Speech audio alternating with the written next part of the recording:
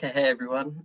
My name's PK and I'm joined here by Erhan, one of my clients who actually has just secured, we were just talking about it before we went live or on air. He just secured a positive cash flow property, something where the yield is kind of in the low to mid fives, which those of you who know property investing means that it's going to give him thousands of dollars of positive cash flow before depreciation every single year, which is a good thing to have.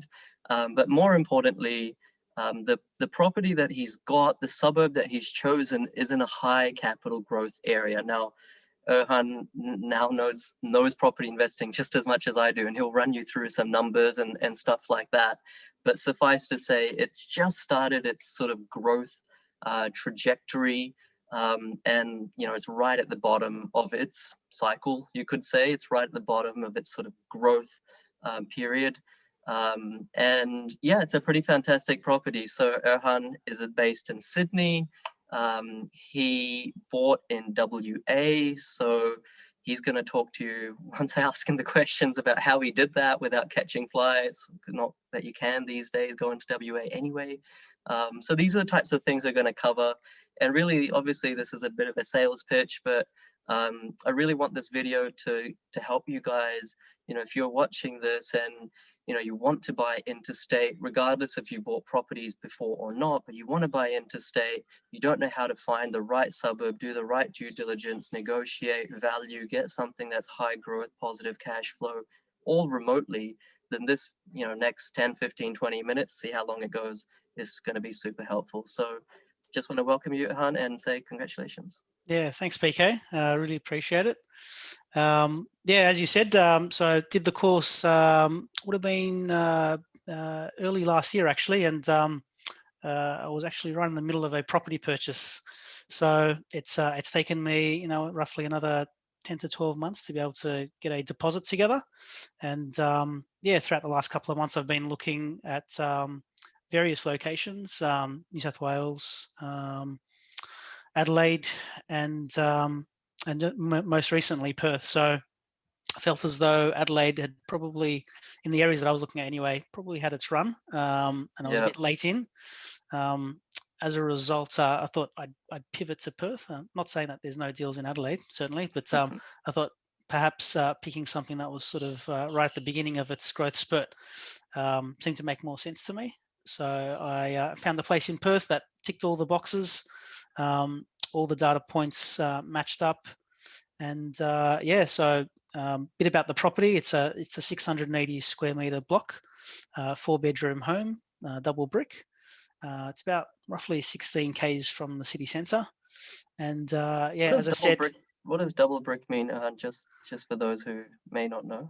Yeah, so effectively, the if it's a single brick house, then the inside walls will typically just be gyprock, and the outside is brick, the inside not brick. This particular property is double brick, okay. And yeah, obviously, from an insulation perspective, it's much superior to a single brick house. So less electricity bills. Warmer in winter, cooler in summer. And yeah, so Perth being the way it is, it's highly regarded, having that double brick component.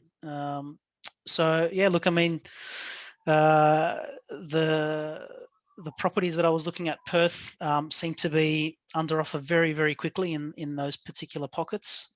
And I guess I was lucky enough to pick up this one because initially the property was probably a little bit overvalued, and so they were sort of coming down in price. The price that they, when I initially spoke to the agent, they said that they weren't looking at anything below $430,000. So it was, offers starting from that price.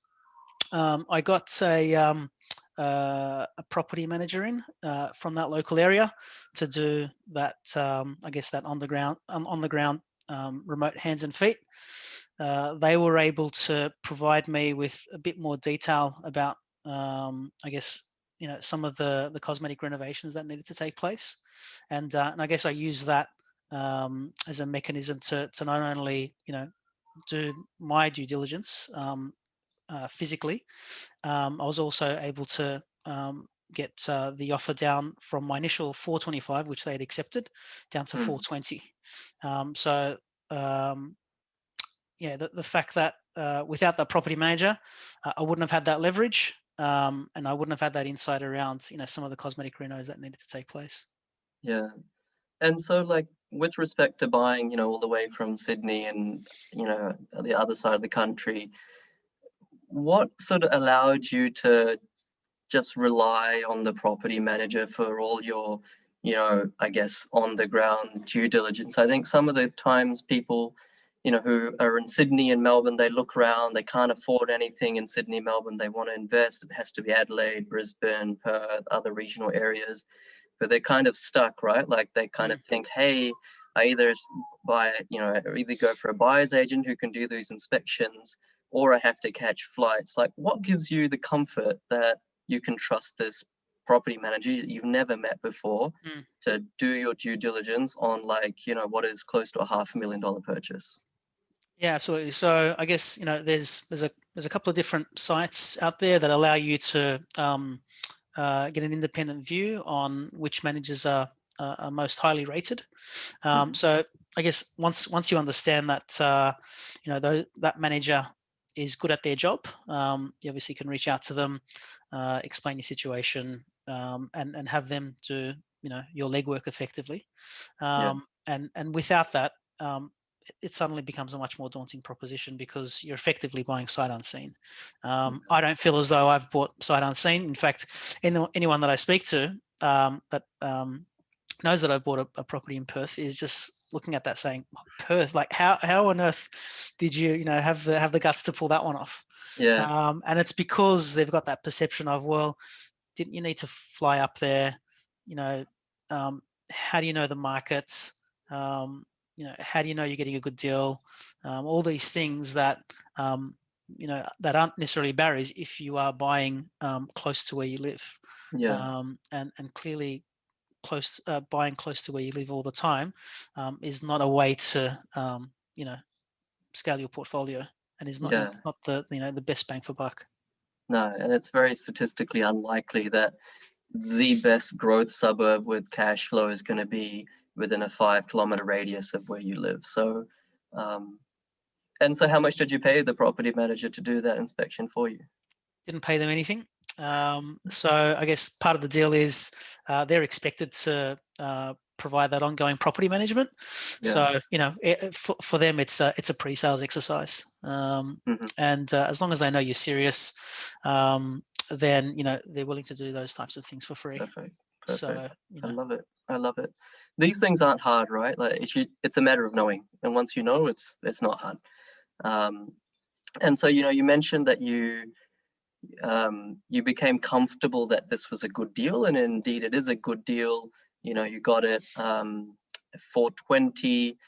Just before we went on air, I asked you what the comparables were, and you were saying that similar types of houses, but on almost half the square meterage. So, you're looking at 300 to 400 square meter type blocks are going for around 400 square meters. So, from that perspective, we would say that this is a pretty good deal. There's not that many similar comparables, so the bank's not going to give us, like 50, 100K equity right up front, but that is going to happen as and when more sales happen that are more similar in terms of block size and that are much more higher priced than this one. But if we kind of zoom out for a second, how did you select this suburb in the first place? Yeah, look, I mean, there's obviously a number of metrics that that we go through to be able to determine that this is a good property. The metrics on their own actually don't give you the full picture. You've also got to look at the trends. So, are they trending in the right direction or the wrong direction? But a couple of those metrics would be the days on market that the average property is on for, the amount of stock on market, the vacancy rates, the online search interest. So your typical indicators, and when they're all trending in the right direction, I guess it's a matter of making sure that property prices haven't sort of gone through the roof and effectively missed the boat. So when you've got all those data indicators lined up, then you're certainly in a much superior position to someone that isn't thinking in those terms, looking at I guess your traditional indicators around infrastructure or new job creation. I mean, these things are obviously important, but they don't necessarily give you pinpoint accuracy around which suburb you should be looking at, because a lot of those infrastructure projects, a lot of those jobs, they can impact a wide range of suburbs. And people only need to reflect where they are currently living. They could go in a 5 to 10k radius around where they are, and there's a market difference between those particular suburbs, and the value increasing in those suburbs will differ tremendously. So you've got to get more forensic. That's, I guess, the takeaway. If you're looking at things superficially, and you're reading certain material online, anyone that's creative can curate a bit of a story to sort of say these particular areas, they're going to be your hotspots, but the reality is that may not be the case.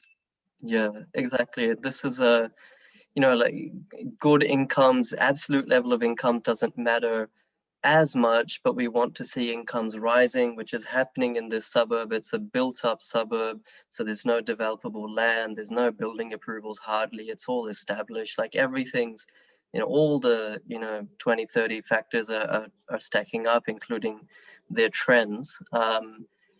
One other fear that people have, regardless of whether they buy in their backyard or halfway around the world, is vacancy. So this property is already tenanted. Just take me through your thoughts. You were saying that it's actually under tenanted, so you can increase the rent quite easily by maybe $50, $100.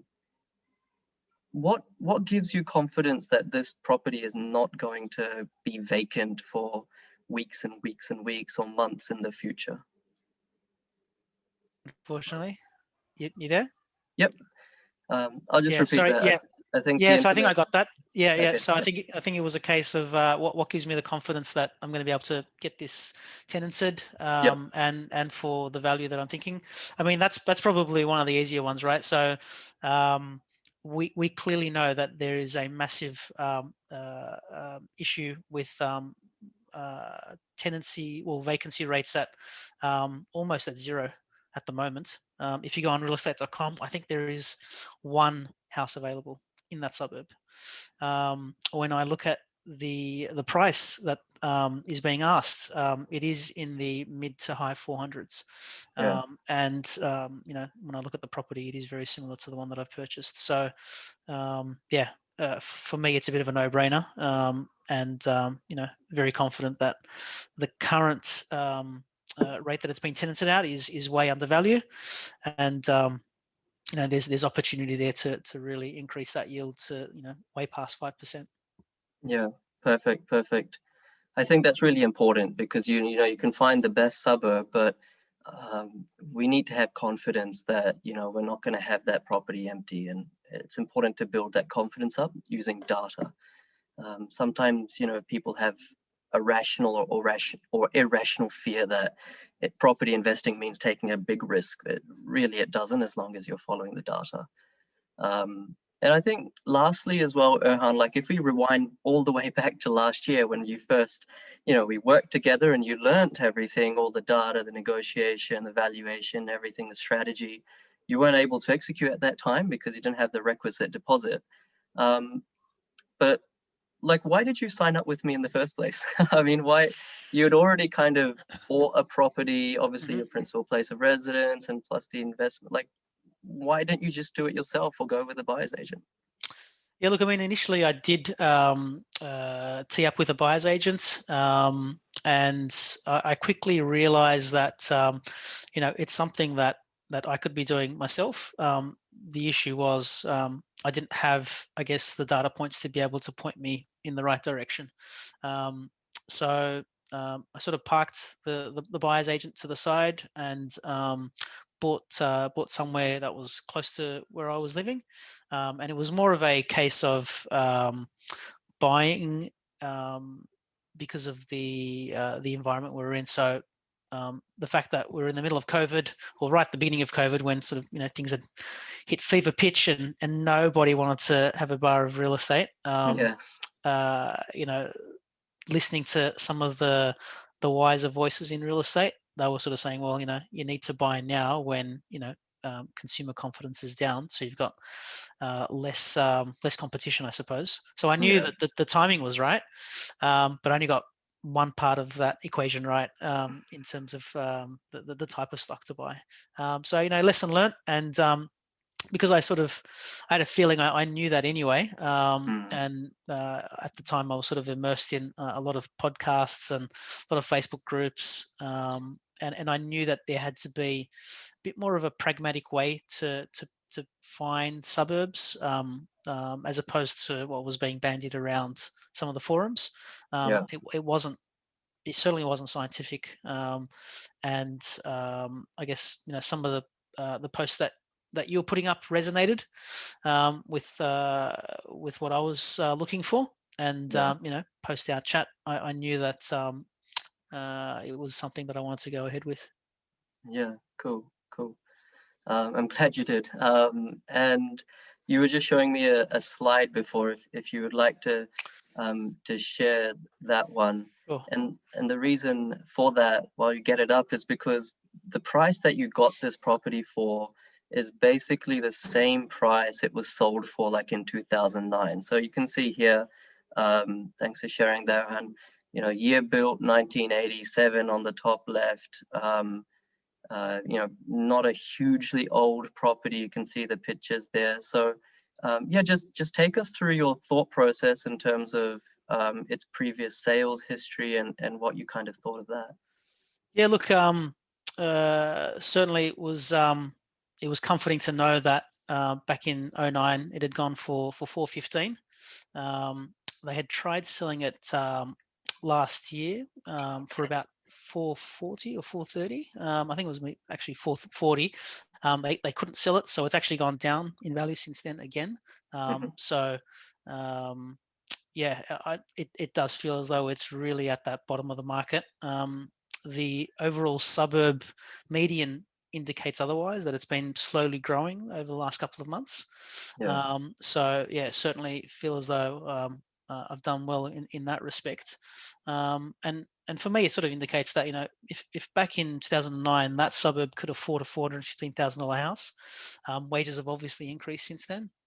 And so that gives me confidence that's besides the data, there's even more upside possible in that particular region. So I guess you could say I'm partying like it's 2009. Nice one. We had to get that in. Yeah, look, yeah, and that's kind of, just because it's the same price as 10 or so years ago, that in of itself doesn't make it a good deal. But the fact that it's the same price, plus now the data is finally stacking up for this suburb.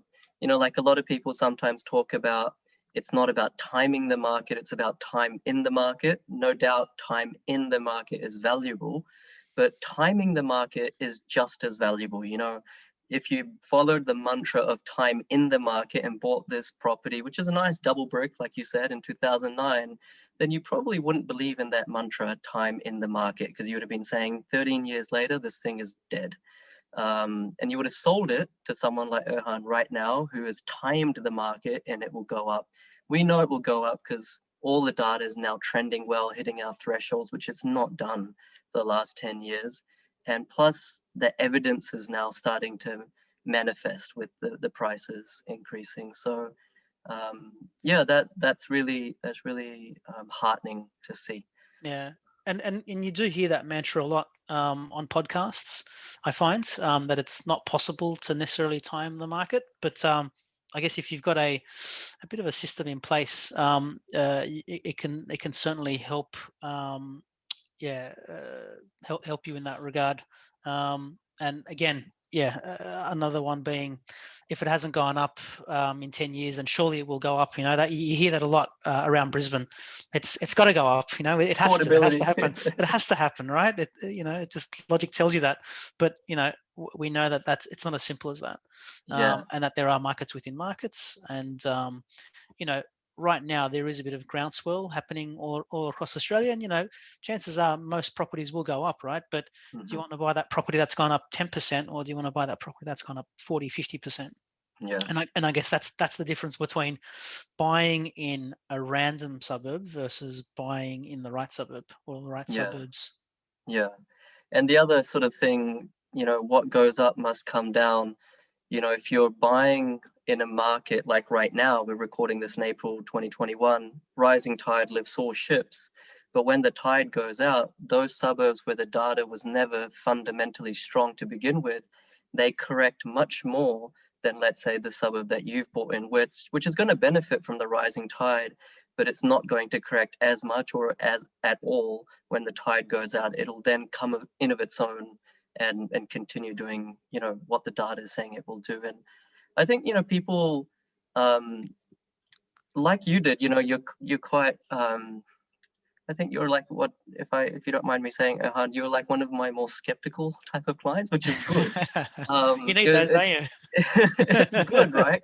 Questioning and everything, and just, I don't know, I hope you don't mind me saying, but for everyone that's listening, Erhan, when he first did the course, he wasn't in a position to buy the property, so he kind of did a mock selection of a suburb, and he selected a suburb, hope you don't mind me sharing it, Go for called it. Birkenhead in Adelaide, which the data suggested, kind of 6 or 7 months ago, kind of mid last year, would start to go up.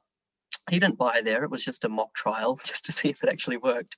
And Birkenhead had been flat for like years and years and years before that. So this was entirely just based on the data. And then lo and behold, you sit here right now and Birkenhead has gone up well above 20, maybe even 25% in the last 6 months. Is it because of the rising tide lifting all ships? No, because it started rising even when everyone was scared about property last year, because the data said so. And so by following a system that you can find to be retrospectively self-proving, that kind of gives the more skeptical people, like actually me as well, like Erhan and I, more confidence that we're putting our hard-earned money into the right place, which I think is important. You shouldn't just trust anyone, including me, blindly. But yeah, just to finish off, Erhan, on the matter of trust, this is a kind of a sales pitch, guys, so you can stop watching if you want to. But like for people who are kind of on the fence, they still think that this might be some sort of scammy course, or just another one of those experts that may or may not work. What would you say to those types of people? Yeah, look, I mean, I was one of those people, right? So it's a tough one. It did require a bit of leap of faith from me. I mean, I didn't have the advantage of listening to these testimonials when I was speaking to you initially, PK. So I'm hoping that people that are in the market recognize that they need a system, that they can't just go off these fluffy statistics to find the areas that they need to invest in. Once they recognize that they need a system, then they need to find mentors that can actually teach it. So, I mean, I don't believe there is anyone in the market that actually goes to that level of detail that you do, and hence I think it should be a bit of a no-brainer for anyone that wants to make sure that they're making the wisest choice possible. Obviously, there is a cost. And rather than thinking, can I afford to do it? And this is a bit of a sales pitch that I use at work. Can you afford not to do it? Yeah, yeah. Because the investment that you're making is, upwards of $500,000. Do you really want to sort of skimp out and, effectively buy in a suburb that's not optimized for growth? And not just growth in the long term, but that the growth in the short term is really the gold that we're looking for here. Yeah, no, well said, well said. And like, there's so many people you might be watching, and you've kind of worked really hard to save up 50, 60,000, $70,000. And the last thing you want to do is, spend thousands of dollars on a course that may or may not work. That's your deposit money. But like Erhan said, you know, can you afford not to do it? Now, if you can buy positive cash flow property that will grow, get it, at a good price, at a good discount, value add potential, then there's absolutely no need to work with me. Like, you don't need to spend all that money. But if you can't do it, whilst this isn't a cheap, $2,000-$3,000 course, it's not that. It pays, 100, 200x return on investment over time. That's enough of a sales pitch, but yeah, look, Erhan, thank you so much for picking the diamond in the rough. I think that was the sentence that you used. Yeah, hopefully that rough around me is becoming less rough with more of these client interviews, more proof that it works, and hopefully I can remain a diamond, or at least become a diamond, have that integrity. So yeah, thank you for signing up, and once again, congratulations. It's always a pleasure when my clients message me to say they've bought a property and all that kind of thing. It gives me a buzz. Any last tips, agnostic of my course, any last tips or hacks or advice for anyone that is in the market right now and wanting to buy something like you just have? Yeah, look, I mean, probably two things that I used to negotiate that I think would be useful for your viewers. Yep. So, time bombing your offer. That certainly provides some urgency to both the real estate agent and the seller, and also. One thing that I employed was to remove the finance clause. Now that's obviously a risky move because I obviously needed to go to the bank to get my formal approval. I had my pre-approval, but because I knew that I had a bit of buffer with the maximum that I could buy at, and that was about 30,000 shy of that mark. I knew that I could sort of push the envelope there a little bit. So those two things illustrates to the seller that you're serious, and there's not really much that you can do in terms of pulling out last second. So in a hot market, and when the seller is motivated, you can use those two things to your advantage. Yeah, well said, well said. Absolutely. And if I can add one more on top of that as well, which you did, once you have your building and pest inspection done, negotiate on the back of it. Even if the contract price is accepted, like Erhan got another 5K off after the building and pest, always try to get thousands of dollars off after the building and pest inspection. Play hardball. Now, there's a very specific way we do this, but anyone can do it. But yeah, look, at that, I'll probably wrap up. I just want to thank everyone for watching. And if you had any comments or any questions you want to go deeper, then just leave them below, regardless of which platform you're watching this on. And if you actually got some value, comment, share, like, love, all that sort of stuff. And I'll leave a link below as well about how you can get exactly the same results that Erhan has got. So thank you, everyone, and happy property investment.